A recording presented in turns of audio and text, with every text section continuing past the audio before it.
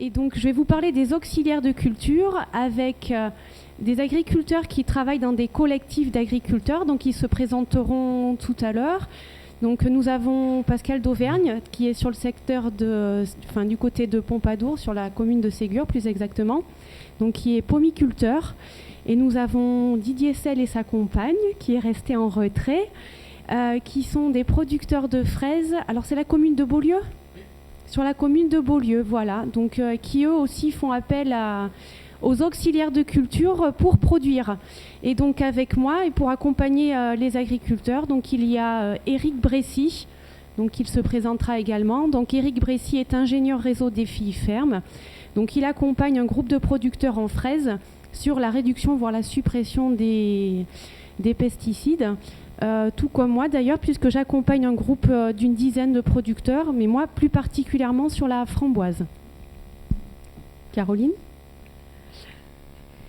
Donc, au niveau du contexte de la production, avant, en fait, les agriculteurs, à l'après-guerre, avaient énormément recours aux produits phytopharmaceutiques pour protéger les cultures et pour justement amener les récoltes jusqu'à leur terme.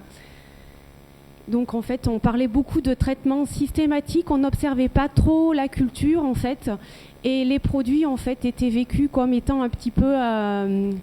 les produits miraculeux. Sauf que petit à petit, il y a une biologiste qui a donné la première sonnette d'alarme. En fait, elle s'est rendue compte qu'il y avait de la mortalité au niveau des oiseaux, une mortalité anormale. Et elle a aperçu également que les coquilles des oiseaux étaient de plus en plus fines. Et donc, elle a trouvé un lien entre l'utilisation des pesticides et cette dérive. En parallèle de ça, les agriculteurs en fait, ont commencé à voir apparaître des phénomènes de résistance. Il y a des molécules qui apparaissaient comme étant très efficaces, qui petit à petit étaient de moins en moins efficaces. Donc baisse d'efficacité des molécules, voire aucune efficacité des molécules. Et on avait aussi des molécules sur lesquelles en fait, il n'y avait pas d'effet, on avait vraiment des impasses techniques. Donc les agriculteurs se sont posés des questions. Et en plus, non seulement les produits étaient moins efficaces techniquement, non seulement ils étaient dangereux pour l'environnement, mais en plus, petit à petit, on s'est rendu compte qu'effectivement, il y avait aussi un effet sur l'homme. Donc, petit à petit, les agriculteurs ont pris conscience finalement que la solution, elle n'était peut-être pas là. Donc, c'est une façon de travailler, c'est une façon de protéger les cultures, mais c'est peut-être pas l'unique solution. Donc, ils ont pris aussi conscience que les pratiques culturelles comme la fertilisation, par exemple, un excès d'azote, pouvaient favoriser certains ravageurs. Donc, on s'est rendu compte qu'en fertilisant, en irriguant trop, finalement, on favorisait les ravageurs plutôt que les maladies. On s'est rendu compte aussi, avant, moi j'aime bien dire qu'en France, on a les jardins à la française. On avait des jardins tout carrés, tout droits, des allées bien propres. Donc quelque part, ce modèle de paysage, ce modèle d'aménagement, quelque part, on l'a reproduit en agriculture. Un agriculteur qui réussissait, c'est un agriculteur qui avait des rangs très droits, des allées bien propres. Et finalement, de l'autre côté de la Manche, on a les jardins à l'anglaise, où là, on a des jardins qui s'expriment, les arbres profitent, la taille, il n'y a rien à voir, le végétal s'exprime. Et on s'est rendu compte finalement qu'en agriculture, il était peut-être intéressant de travailler différemment, justement. Il était peut-être intéressant d'avoir des haies, il était peut-être intéressant d'avoir de l'herbe. Donc finalement, l'agriculture, petit à petit, elle a appris à travailler avec la nature, plutôt que contre. Donc on s'est rendu compte qu'il y avait tout un tas de choses qui circulaient dans nos cultures.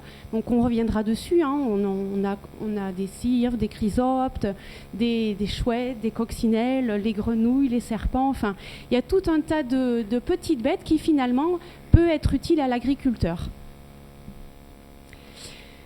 Donc ça peut être à l'agriculture. Tu vas trop vite. Voilà, ça peut être utile à l'agriculteur, mais il faut quand même faire attention que tout n'est pas solution. Donc par exemple, Pascal, il va connaître le forficule. Le forficule, en fait, c'est un insecte qu'on va avoir en arboriculture. Donc on appelle ça aussi le perce-oreille. Hein. Bon, il ne perce pas les oreilles, je vous rassure, hein. Mais le forficule, en fait, c'est un insecte qui est très intéressant parce qu'il va consommer énormément de pucerons. Sauf que ce petit insecte-là, il est bien sympa, sauf que quand il n'a plus de pucerons pour manger, par exemple, ben dans les pêches, il aime bien en fait aller jusqu'au fond du noyau. Donc du coup, de quelque chose qui était utile, d'un auxiliaire de culture, il peut aussi devenir nuisible. Même chose pour le bourdon, donc on va le voir.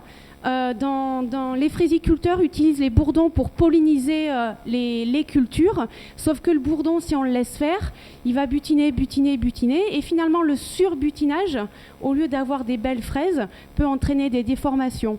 Et le Macrolophus, qui a été introduit en tomate, la même chose. À un moment donné, quand il n'a plus rien pour manger, il va consommer la tomate.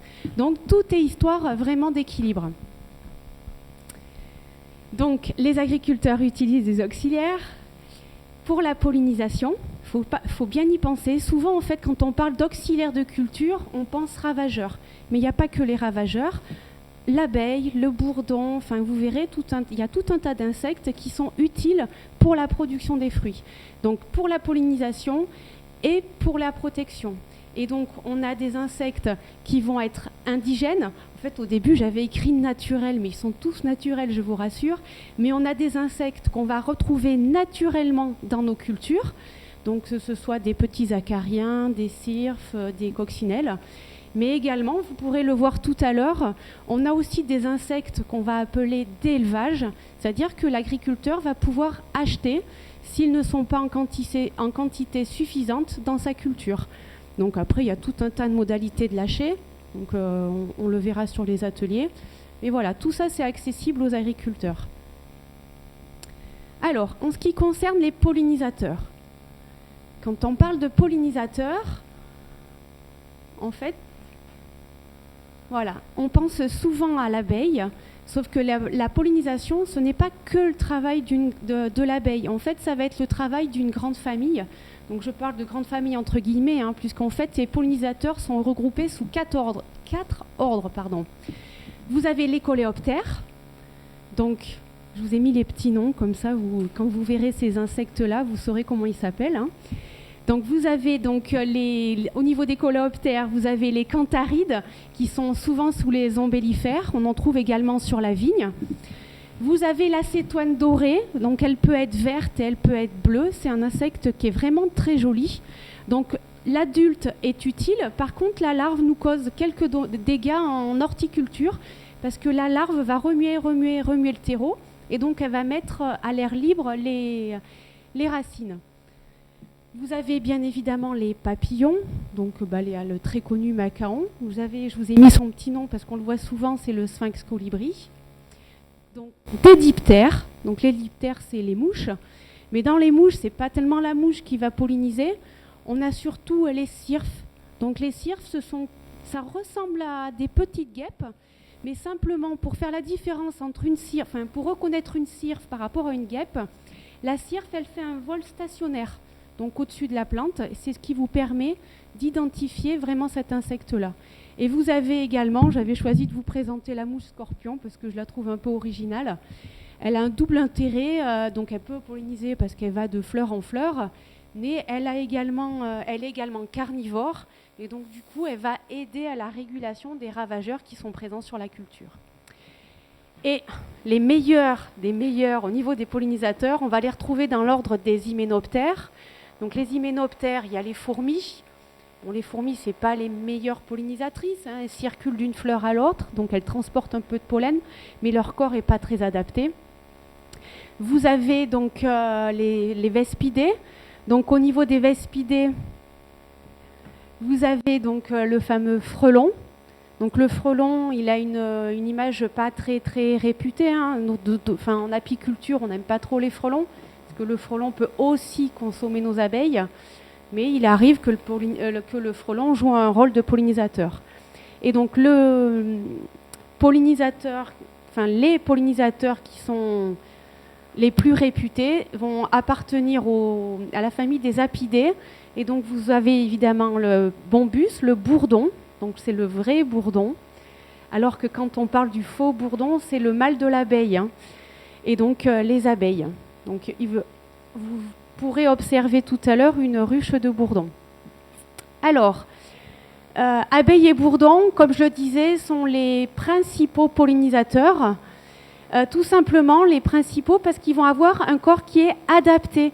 Leur corps est rempli de petits poils qui sont branchus et qui vont pouvoir accrocher les grains de pollen. C'est pour ça que ce sont les meilleurs pollinisateurs. Les autres se déplacent beaucoup, les papillons se déplacent beaucoup d'une fleur à l'autre, mais ils n'ont pas tous ces poils pour transporter le pollen. Ils ont également un comportement qui est adapté.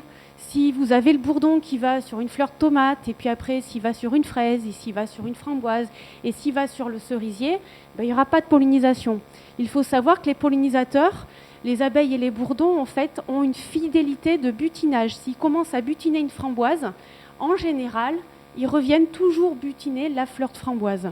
Donc c'est ce qui fait que la pollinisation fonctionne. Et après, ce qui est intéressant pour l'agriculteur, c'est que ces insectes ont un large spectre alimentaire. Donc, quand la floraison, par exemple, des pommiers est terminée, ils sont capables de s'adapter et ils vont aller sur les autres fleurs qui vont être présentes à ce moment-là. Donc, une petite photo pour illustrer. Si vous observez un petit peu les abeilles, vous allez pouvoir observer, en fait, je ne sais plus si je l'avais marqué, des abeilles en fait avec une petite boule jaune à l'arrière. C'est ce qu'on appelle la corbeille à pollen. Et là, le pollen, en fait, il est séquestré. L'abeille l'utilise pour elle. Donc là, il n'y a pas de rôle de pollinisation. Ça, c'est ramené, entre guillemets, à la maison pour nourrir les larves. Par contre, celles qui rentrent vraiment à l'intérieur des fleurs pour aller chercher le nectar, c'est une très belle photo, c'est pas toujours comme ça. Hein. En fait, elles vont se recouvrir vraiment de pollen. Et là, le pollen est disponible. Et donc, cette abeille-là, elle se charge de pollen. Et quand elle va aller sur une autre fleur, c'est là qu'elle va déposer son pollen. Donc, il est vraiment là le rôle de la pollinisation. Donc, c'est pour ça qu'on dit que seules les butineuses, d'ailleurs de nectar, ont une action pollinique. Donc, les abeilles, c'est quand même plus de 1200 espèces en France. Donc, tout le monde connaît l'abeille domestique, Apis mellifera. Tout le monde la connaît parce que c'est celle aussi qu'on exploite pour sa faculté de nous fournir du miel. Mais il y en a plein d'autres. Et il y en a beaucoup justement qui sont solitaires.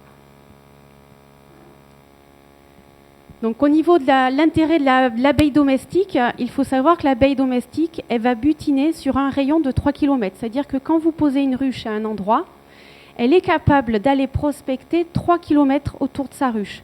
Donc c'est intéressant pour les grandes parcelles. Donc fidélité de butinage à l'espèce, fidélité à l'espèce butinée, pardon. Elle va butiner 250 fleurs par heure. Donc j'ai divisé, ça fait un peu plus de 4 fleurs par minute. Et comme son corps est adapté, elle peut trimballer jusqu'à 500 000 graines de pollen par patte. Donc c'est très intéressant pour la pollinisation. Ce qui est aussi intéressant, c'est qu'elle va marquer les fleurs visitées. Donc en gros, elle émet un signal à ses congénères. Cette fleur, c'est bon, j'y suis passée. Comme ça, en fait, ça donne plus de chance aux fleurs pour être visitées. Donc ensuite, vous avez, donc ça c'est l'abeille domestique qui s'achète, qui s'exploite, qui se trouve dans la nature. Vous avez également l'osmie. L'osmie, c'est la meilleure abeille pour l'agriculteur, pour la pollinisation. En fait, pourquoi je dis la meilleure abeille ? C'est tout simplement, c'est parce que tout à l'heure, vous vous souvenez, je vous ai dit que l'abeille domestique va butiner 4 fleurs par minute. Cette abeille-là, elle est capable de butiner jusqu'à 17 fleurs par minute. Donc elle est très très efficace. Elle marque aussi les fleurs. Et par contre, elle va butiner sur un rayon beaucoup plus court, c'est-à-dire qu'on peut déposer des ruches à abeilles solitaires et elle va butiner qu'à 50 à 100 mètres autour. Donc on est sûr, si on la pose à côté par exemple d'un champ de framboisier, on est sûr qu'elle va aller travailler sur notre champ de framboisier plutôt que sur la luzerne d'à côté. Et dans les auxiliaires qui sont commercialisés, donc vous avez le fameux bourdon terrestre, Bombus terrestris. Lui, son intérêt pour l'agriculteur, c'est qu'il va travailler à des températures plus basses. L'abeille domestique, elle est intéressante, mais elle est frileuse. C'est-à-dire que quand il fait moins de 15 degrés, elle va rester au chaud. Sauf qu'il peut arriver qu'on a des fleurs. Quand il fait un peu plus froid, il peut arriver qu'on ait des fleurs quand il y ait du vent, quand les nuages sont là. L'abeille domestique ne sort pas, alors que le bourdon, lui, il va travailler. Alors dans la littérature, on trouve que le bourdon travaille même quand il fait 5 degrés. Je ne suis pas sûre que ça sorte bien à 5 degrés. Hein, il y a les plus courageux qui sortent à 5 degrés. Mais par contre, le bombus, il va vraiment travailler dès 8-10 degrés sans problème. Il travaille sur des courtes distances. Et son gros intérêt pour les producteurs comme Didier, par exemple, c'est que tout simplement, il est très adapté aux abris. Donc, il va travailler sous les abris, il va polliniser les cultures sous les abris. Donc, voilà ce que je voulais vous dire sur la pollinisation, enfin les auxiliaires de pollinisation. Maintenant, en fait, je vais vous présenter donc quelques auxiliaires de contrôle des ravageurs. Donc, le vrai mot, en fait, c'est les auxiliaires entomophages. Ce sont les auxiliaires qui consomment d'autres insectes. Donc, on regroupe sous le terme de ravageurs les organismes vivants, tels que les insectes, les acariens, les nématodes, qu'ils vont avoir un impact sur la culture. Ils vont s'attaquer à la culture, soit ils vont consommer du feuillage, soit ils vont consommer des fleurs, ils vont consommer des fruits, ils vont attaquer les racines. Caroline. Voilà. Et donc, ça peut être des dégâts visuels ou des dégâts, en fait, vraiment pour la récolte. Donc, je vous ai mis un insecte ravageur qui est relativement connu, hein. Donc, c'est le fameux dorifort. Et là, sur cette photo, c'est un insecte piqueur-suceur. Tout le monde le connaît, c'est le puceron. Donc le puceron, on pourrait dire, ce tout petit insecte, qu'est-ce qu'il fait à nos cultures ? Eh bien, il fait plein de choses. Déjà, quand il pique, il affaiblit la plante. Mais en plus, le puceron, il pique et il rejette une substance qu'on appelle le miella. Et donc, si vous achetez, par exemple, des framboises toutes collantes, toutes brillantes, remplies de miella, enfin, c'est pas tellement gênant pour vous, mais c'est une dépréciation visuelle. Et donc, du coup, généralement, malheureusement, on achète souvent avec les yeux. Et donc, du coup, les fruits ne sont pas commercialisés derrière. Et en plus, sur ce miel-là, se développe un champignon qu'on appelle la fumagine. Et donc, j'ai envie de dire, ça finit d'affaiblir les plantes. Donc voilà, même s'il est petit, il a un gros impact. Et donc, la lutte biologique, c'est quand même une stratégie qui est prometteuse pour se préserver des ravageurs. Donc, c'est quoi la lutte biologique ? C'est l'utilisation de moyens naturels pour contrôler des organismes nuisibles. Donc, je tiens à mettre l'accent sur la lutte biologique et l'agriculture biologique. Ce sont deux choses différentes. L'agriculture biologique, c'est une conception de l'agriculture dans laquelle, en fait, on ne va pas utiliser d'intrants chimiques. Donc, on a des agriculteurs qui sont conventionnels, et qui vont utiliser des méthodes naturelles pour protéger les cultures. Donc c'est pour ça, il faut être bien attention, la lutte biologique et l'agriculture biologique, c'est parfois utilisé par les mêmes personnes, mais ça peut être, la lutte biologique, ça peut être utilisé par tout le monde. Et le gros intérêt de la lutte biologique, contrairement à ce que je vous disais tout à l'heure sur la lutte chimique, là, il n'y a pas de phénomène de résistance. La coccinelle, elle aime manger du puceron, donc elle mangera toujours du puceron. À la rigueur, le puceron, il va peut-être courir un peu plus vite, mais voilà. Il n'y a pas de phénomène de résistance qui se met en place. Et puis, il y a une grande spécificité. Si je fais un lâcher de coccinelle, les coccinelles vont aller sur mon puceron et elles ne vont pas, par exemple, avoir un impact sur les pollinisateurs. Et puis, ça peut être durable aussi quand on aménage ces parcelles ou quand on introduit des espèces qui peuvent se développer naturellement, la lutte petit à petit peut se faire toute seule. Donc en Corrèze, les agriculteurs, il y a longtemps qu'ils utilisent la lutte biologique pour protéger les cultures. En fait, ils ont même commencé, donc moi j'avais trouvé au début des années 90, alors, je ne suis pas non plus très vieille, peut-être qu'ils ont commencé plus tôt, mais ce sont les références que j'ai trouvées. Et notamment, les agriculteurs avaient commencé à utiliser Encarsia formosa, donc c'est ici, là, pour lutter contre les alerodes. Les alerodes, c'est la mouche blanche. On la voit en fraisier, on la voit en tomate. Donc ils ont lâché Encarsia formosa et elle s'est très bien adaptée. On la retrouve même naturellement dans certaines cultures aujourd'hui sans problème. Donc, par contre, la lutte biologique, pour bien la réussir, il est impératif d'observer. Et les agriculteurs aujourd'hui ont appris à observer leur culture. Il y a une méthode d'observation. On va observer la plante entière, on va observer le dessus des feuilles, on va observer le dessous des feuilles. Et j'ai envie de dire, il y a même des protocoles qui sont mis en place pour savoir en fait ce qui se passe sur nos plantes. Donc il faut observer, mais il faut aussi identifier. Parce que si vous observez et vous me dites j'ai vu des petites bêtes, moi je ne peux pas vous dire si elle est gentille ou si elle est méchante. Donc il faut savoir identifier les individus et plus que ça, il faut identifier les couples ravageurs auxiliaires. Et il faut aller même au-delà, il faut identifier les périodes de présence.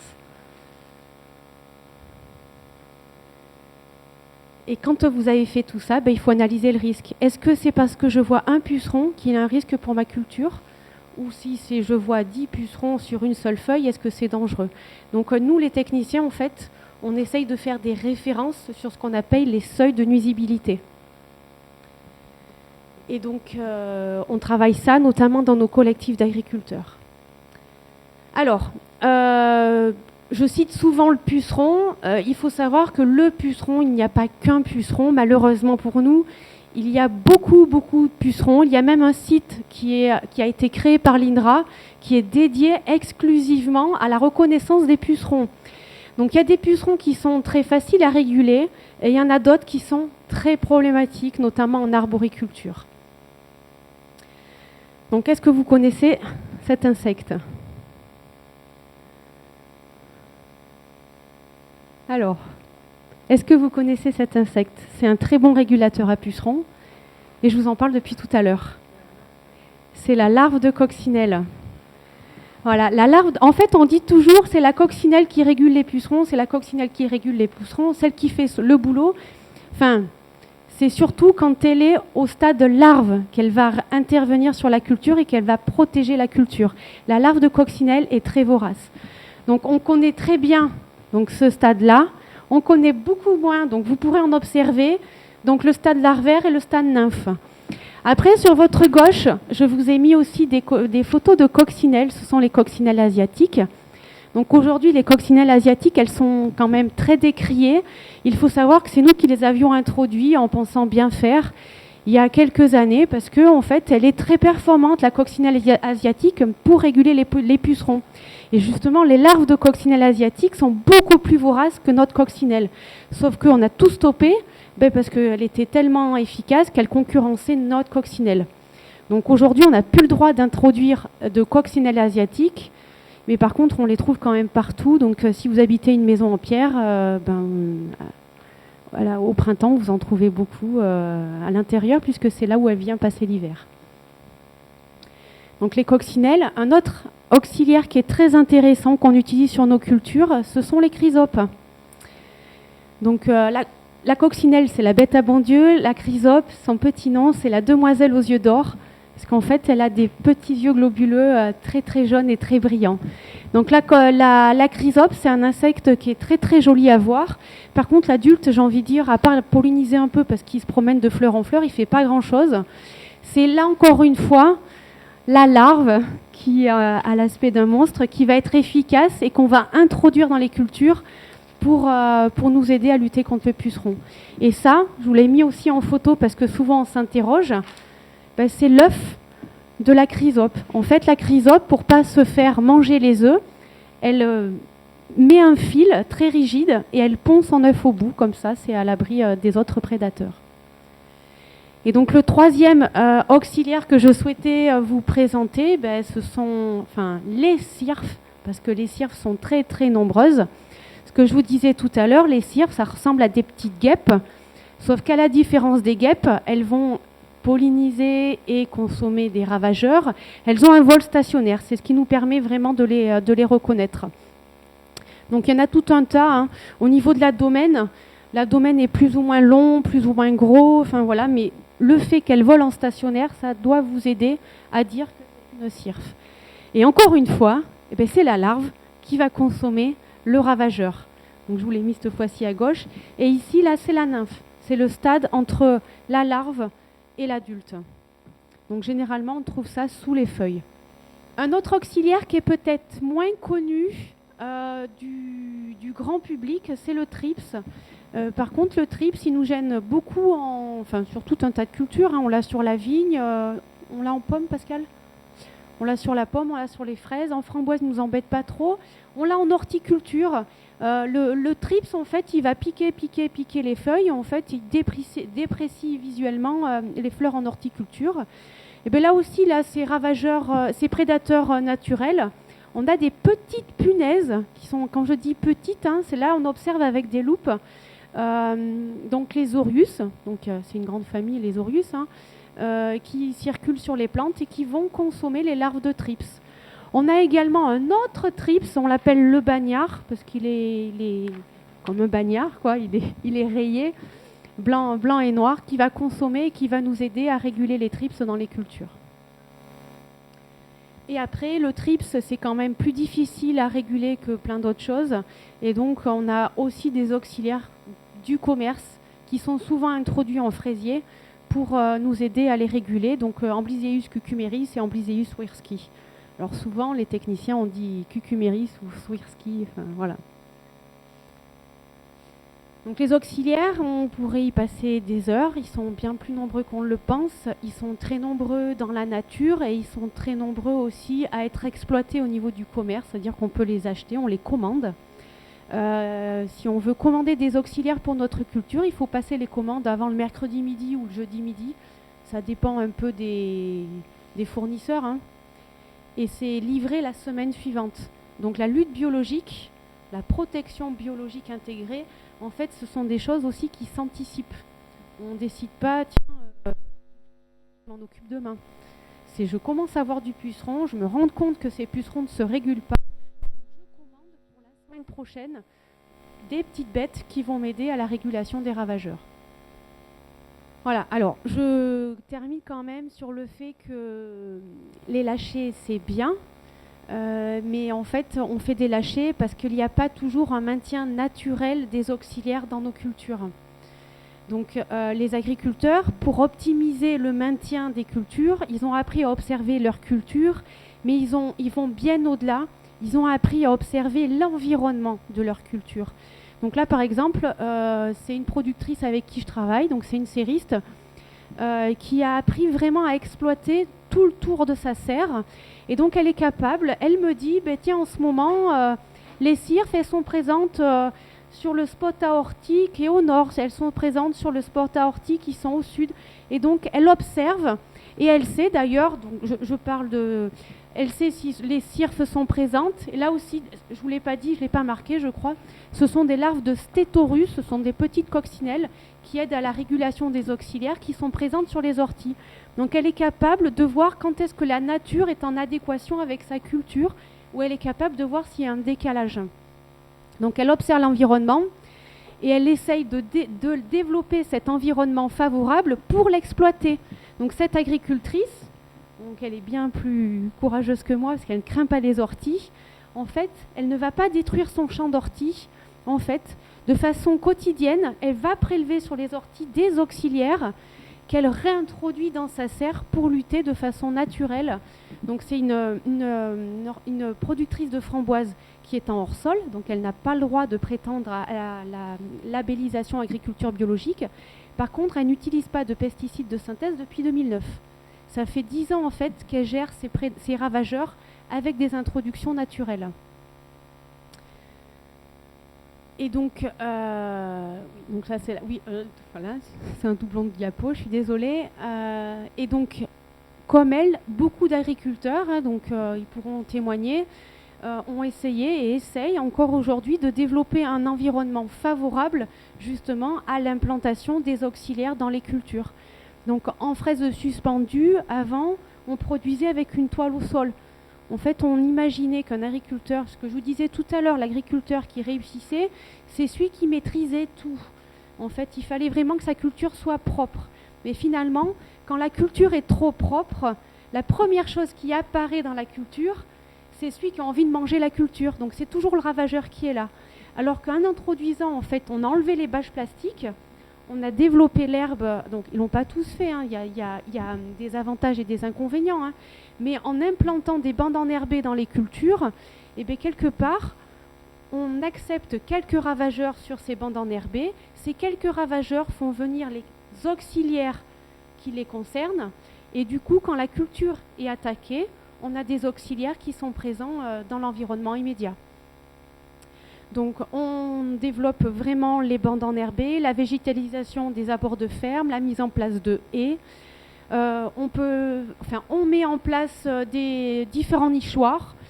On a aussi essayé sur une station de mettre des abris à chrysopes.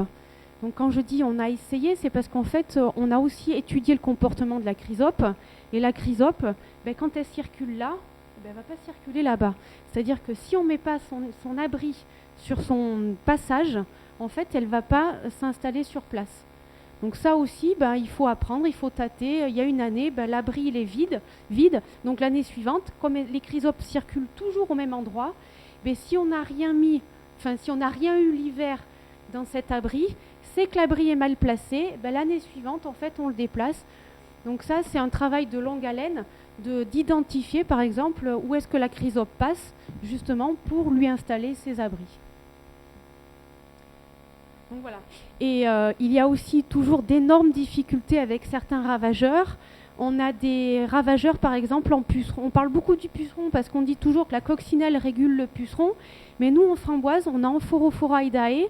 En fait, c'est un grand puceron qui a des grandes jambes, qui a une carapace qui est un petit peu épaisse. Et même si la cirfe va aider à le réguler, même si la coccinelle va un petit peu en manger, les larves, vous vous souvenez des larves, elles ont quand même des petites pattes. Ce grand puceron, il a des grandes pattes. Il est malin. Quand la larve arrive, il s'en va. Donc on a vraiment des problèmes de régulation avec Amphorophora. Donc en arbo aussi, le puceron cendré, c'est une problématique.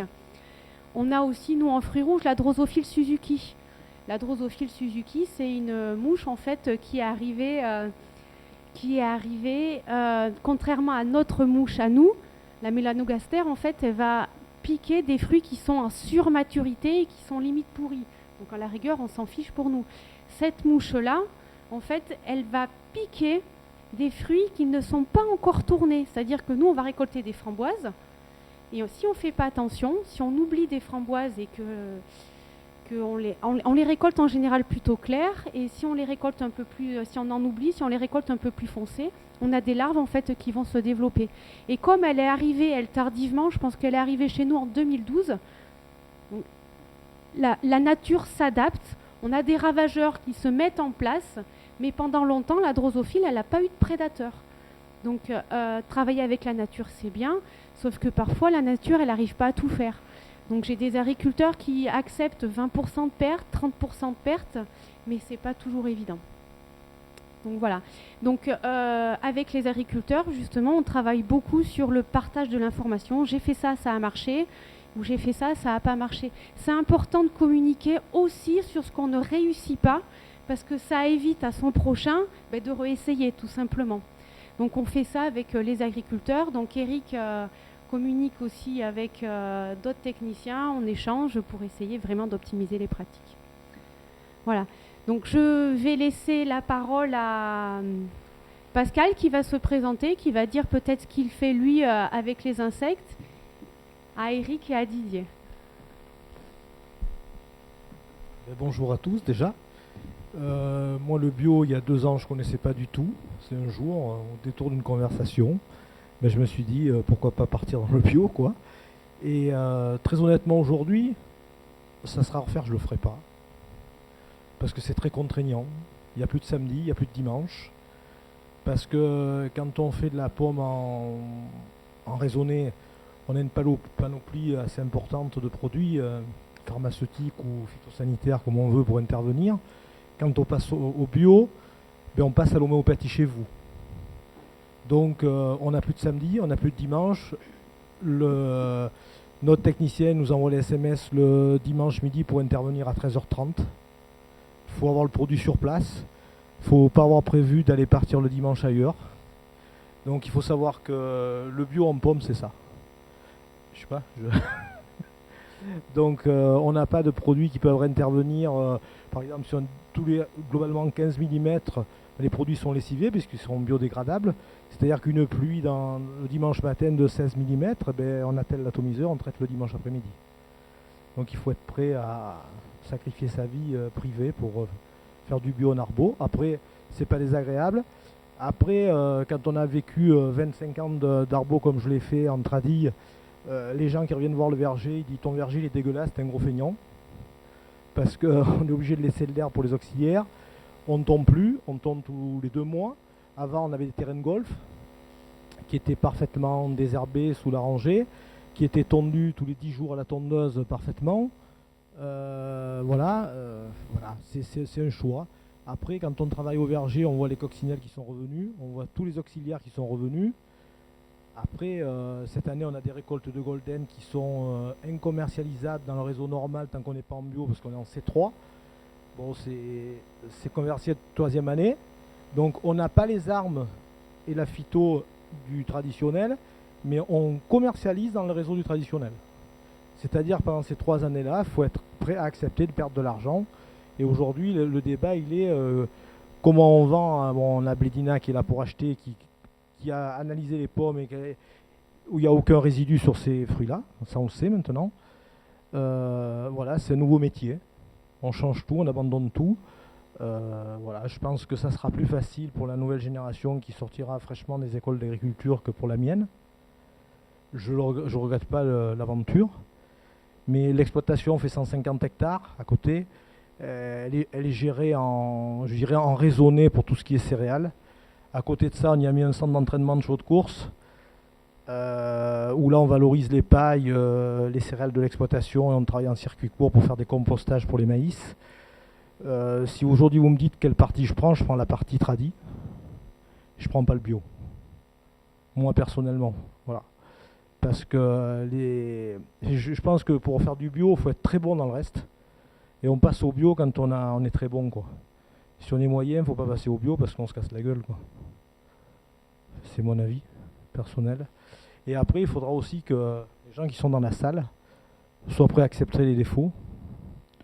Parce qu'on aime comme la poupée Barbie en France. Hein. Il faut qu'elle soit parfaite. Et c'est la majorité quand même de la clientèle. Et après, il faut aussi savoir qu'il y aura peut-être un prix à payer. Voilà. Aujourd'hui, quand on discute, tout le monde est d'accord d'avoir dans son assiette un produit qui soit indemne de tout, mais tout le monde n'est pas prêt à y mettre un prix en conséquence, je pense. Et on voit bien que, je sais pas, mais le bio se démocratise un peu partout dans d'autres pays, avec des cahiers des charges qui sont peut-être pas tout à fait les mêmes que les nôtres. Et avec nous, en arbo, je parle personnellement, c'est énormément de main-d'œuvre en plus. La main-d'œuvre chez nous coûte cher, beaucoup plus cher qu'ailleurs. Quand on n'a pas d'éclaircissage chimique pour la pomme, on le fait la même. Après, on a une machine qui s'appelle la Darwin qui marche pas trop mal. Mais il faut savoir que tout ça, ça aura un coût à la fin. Il faut être capable financièrement de passer ces 3 années où on va, comme disait Karine tout à l'heure, accepter de perdre 20, 30%. Cette année, on a des gros problèmes sur les pucerons, alors qu'on a des coccinelles partout. Nos prédateurs sont là, mais on a quand même une montée de population parce qu'on a des températures très basses, après on est parti avec des températures très chaudes, des grosses attaques. Aujourd'hui, on a des pommes qui ont été déformées par les pucerons. Ces pommes-là, elles sont incommercialisables. Sur des vergers comme les nôtres, c'est 20%, je pense, à peu près, qui n'iront même pas à l'industrie, quoi, qui resteront au verger. Tout ça, il faut être capable de l'accepter. C'est-à-dire qu'il faudra que les 70% restants valorisent les 30% qu'on laisse au verger. Voilà. Donc, on sait que ça marche, les prédateurs, je disais Karine, nous les coccinelles, aujourd'hui sur une plateforme, il fallait prendre des lunettes pour les voir. Aujourd'hui, à l'œil nu, on en voit galoper partout. Hein. On voit les nichoirs sont pleins, la vie, les abeilles, ça tourne bien. On a laissé du trèfle blanc, laissé implanter sur les bandes enherbées où on traitait au glyphosate. Aujourd'hui, le trèfle blanc, il est en train de coloniser. Ça se passe pas mal du tout. Je pense qu'en 3e année, on aura tout colonisé. Après, ça va être des investissements de machines pour aller quand même tondre. Mais après, on a d'autres problèmes, c'est les stress hydriques. Aujourd'hui, il fait très sec. quand on avait des vergers qui étaient en terre sous les pieds, on gardait de l'eau. Aujourd'hui, il faut savoir que quand on implante de la végétation, c'est beau, mais ça pompe de l'eau, quoi. Et l'eau qui est prise par le trèfle ou tous ces couverts ne va pas à la plante. Voilà, donc tout ça, c'est un compromis. Je pense qu'on est au début peut-être certainement de belles choses, mais aussi on va se casser la gueule, quoi. Je veux dire, quand on tombe de cheval, il faut remonter tout de suite. Ça sera compliqué, et je pense que ça sera... Moi, je vois plus ce raisonnement avec les prédateurs et tout, avec des nouvelles variétés. Enfin, nous, en arbo, personnellement, c'est-à-dire que arrêter des variétés de type golden ou tout ça, aller sur des variétés qui elles-mêmes seront plus résistantes génétiquement. Parce que si déjà on a la génétique avec nous, on traitera moins. Ce sera plus facile. Nous, notre arme, c'est la tavelure. La tavelure, quand on a des printemps pluvieux comme on a eu cette année, c'est plus d'intervention qu'en traditionnel, en bio. Parce qu'on n'a pas assez résistante en pluviométrie avec des produits classiques. On est à 30-40 mm, là on passe à 10-15. Donc il faut se dire que dès qu'il y a une petite averse, on y revient. Voilà. Après, les vergers aujourd'hui, c'est sûr que si on fait le point par rapport à il y a 3 ans, la faune qui est dans le verger, les prédateurs et tout, c'est multiplié, je pense, par 30 ou 40%. Voilà. Oui, ce que j'ai pas précisé peut-être, c'est que donc moi je suis ingénieur réseau Défi Framboise. En fait, c'est Défi, c'est 3000 agriculteurs en France qui se sont engagés volontairement vers une réduction des pesticides. Donc quelque part, ils font pas de l'expérimentation, mais quelque part, ils font de l'expérimentation au niveau de leur ferme. Et donc Pascal, lui, il fait partie de ce qu'on appelle un groupe 30 000 arboriculture, donc où en fait accompagné par la coopérative Coplim. Vous êtes combien? 10 dans le groupe, 12 agriculteurs ont choisi de tester la conversion des vergers golden en agriculture biologique. Donc ces 12 agriculteurs-là, effectivement, on va dire qu'ils essuient un peu les plâtres de pas mal de choses. En fait, dans les réseaux défis, on est censé faire remonter de la référence et eux devraient faire de la vulgarisation de référence. Mais au final, ces groupes-là se retrouvent au même niveau que nos groupes. Ils testent des choses. Donc, par exemple, comme il disait, là, pour l'implantation des auxiliaires, donc déjà, vous désherbiez plus. Mais là, en plus, donc, il y a une gestion de la tonte qui est mise en place. Les années comme cette année, où c'est quand même relativement sec, finalement, cet atout qu'on pensait être pour les auxiliaires se retourne quelque part contre la culture, puisque l'herbe devient concurrente des arbres. Donc il y a pas mal de choses en fait que les agriculteurs mettent en place et mesurent effets positifs, effets négatifs, et avec leurs techniciens. Et un des gros effets négatifs en arboriculture, c'est effectivement la gestion du temps. Donc dans ce groupe-là, en plus, la conversion à l'agriculture biologique, qui gère tous les paramètres. Donc c'est en ce sens-là aussi que c'est un challenge, quoi. Voilà. Donc des fois, ça peut être un peu fatigant, usant, voilà. Donc faut garder le moral. C'est aussi la force du groupe. C'est justement, ils échangent entre eux, c'est des réunions pour dire un petit peu ce qui se passe dans les cultures. Voilà. Bon, merci. Eric ? Bonjour à tous. Donc, je suis Eric Bressy, je suis technicien expérimentation à l'ADIDA, donc la Chambre d'agriculture. C'est une association départementale d'information et de développement agricole. Et j'ai depuis bientôt 4 ans un groupe défi avec 10 producteurs de fraises, spécialement en fraises, et un groupe de 10 producteurs fraises framboises dans un groupe 30 000. Comme disait Karine, défi c'est un peu de l'expérimentation et 30 000 c'est plus, ils sont plus prêts à participer, à appliquer ce qui a été fait en défi, en SP. Et en plus, je fais le suivi des producteurs de fraises en Corrèze. Voilà.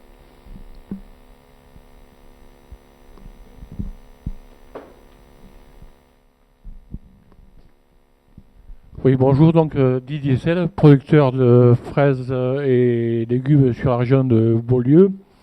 On vient de se réinstaller depuis 2 ou 3 ans sur cette culture qui nous plaît depuis des années, puisqu'on l'a pratiquée en plein champ, en plein sol. Et pour certaines raisons de santé et autres, on a changé notre système et on a décidé de partir sur une production en serre pour des raisons déjà personnelles de santé, d'une part, et d'autre part pour les protections et pour une production de fruits et de légumes de façon plus, comme je le dis, plus propre. Car dans un atelier comme j'ai monté depuis deux ans, en serre, des fraises sont plus en plein sol, mais surélevées. Alors je mettrai un petit bémol par rapport à ce qui se disait avant quand on parlait de hors sol. Aujourd'hui, moi j'appelle ça des jardins suspendus, puisque c'était des structures qui sont montées, étudiées pour une culture abritée, aérée, protégée donc de tout champignon et à hauteur de façon à mieux travailler. Et deuxièmement, plantés dans des sacs de terre, et je dis bien de la terre, et non pas d'autres produits qui se mettaient fut un certain temps. C'est pour ça qu'aujourd'hui, on arrive à produire des fruits et légumes à hauteur, tout en étant de très haute qualité. Mais l'handicap de travailler dans des serres comme ça, c'est qu'on est à l'abri, on est au chaud, on est à l'humidité. Donc ça intéresse beaucoup d'insectes. Et ces insectes, il faut gérer le problème. Avant, c'était simple. On prenait la pompe à d'eau, on passait, c'était réglé. Sauf que soit le paysan, soit le consommateur, il prenait les séquelles. Et je m'en suis vite aperçu, puisque un jour je suis rentré, pas forcément bien comme il faut. Donc c'est là qu'avec ma femme, on a dit il faut qu'on fasse évoluer notre travail, notre santé, et celle à qui on va proposer nos produits, c'est-à-dire nos clients, vu que tout ce que nous produisons, nous le vendons en direct aux consommateurs. Donc pour être franc, honnête et avoir l'honnêteté, le courage de dire c'est un bon produit, il faut le produire, ce produit. Et c'est justement à l'aide de la PBI, exemple, qui nous a beaucoup aidé à faire avancer la chose, vu que depuis 2 ans, dans nos serres, on ne met aucun produit chimique, aucun pesticide sur nos fraises et légumes. Et on arrive à faire quand même suffisamment de production. Pardon Didier, hein, lui il tient à son terme de jardin suspendu. Moi je tiens à ma définition des pesticides, puisque je m'occupe effectivement au niveau de la Chambre d'agriculture de protection des cultures, et c'est moi qui ai en charge justement de la mise en place du plan éco-phyto et qui accompagne les producteurs, qui forment les agriculteurs sur l'utilisation des pesticides. Donc les pesticides, entendez bien, hein, c'est pas forcément que des produits chimiques. Le soufre, la bouillie bordelaise, ce sont effectivement des produits qui sont naturels, mais ce sont des pesticides. Et comme je le dis souvent, hein, l'amanite phalloïde, c'est un champignon naturel, sauf que si on le consomme, il n'est pas inoffensif. Donc dans les produits bio, il faut faire attention, c'est aussi dangereux. Donc nos programmes à nous, c'est aussi réduire l'utilisation de ces produits-là. L'idée, c'est vraiment d'améliorer la pratique sur tous les points. Voilà, donc juste la parenthèse, et PBI, Didier en fait n'a pas pensé à préciser, je ne sais pas si vous le saviez, c'est protection biologique intégrée. C'est-à-dire qu'on intègre la vie dans les cultures. Oui, pour continuer ces propos, c'est vrai que dans ma serre, dans notre serre, sur le secteur de Beaulieu, on est dans les premiers à monter une serre, je dirais, avec toute plante au sol, avec les bourdons, avec zéro traitement chimique. C'est vrai que quand on arrive chez nous, c'est pas forcément très clean. Au sol dans ma serre, j'ai des ronces, j'ai des orties, j'ai de tout. Avant on les chassait, maintenant moi je les entretiens. De façon raisonnée, du moment qu'on puisse travailler et qu'elles ne nous gênent pas, mais qu'elles soient là comme témoins d'un insecte qui arrive, d'une maladie ou autre. Et c'est avec toute cette panoplie d'outils qu'on arrive à mener à bien notre production et d'être, je pense, très encouragé à poursuivre. Le seul petit bémol que je mettrai, que je tiens à souligner, c'est que aujourd'hui, nous, comme je le disais tout à l'heure, on produit et on vend nos produits nous-mêmes en direct et tout en direct, pas d'intermédiaire. Mais il s'avère que si on n'a pas un joli, beau, gros et très luisant fruit, il ne vaut rien. Donc il faut savoir aussi qu'un fruit naturel, un fruit qui n'a pas été traité chimiquement ou autre, peut avoir une imperfection ou une forme un peu bizarroïde, comme je dirais. Mais ce qui empêche que c'est un produit qui est naturel et qui est bon. Donc le jour où on aura réglé ce problème-là, de dire on achète plus qu'avec des yeux, mais acheter le produit de base, mais on aura tous réussi, je pense. Donc voilà, je ne sais pas si vous avez des questions, on est là pour vous répondre.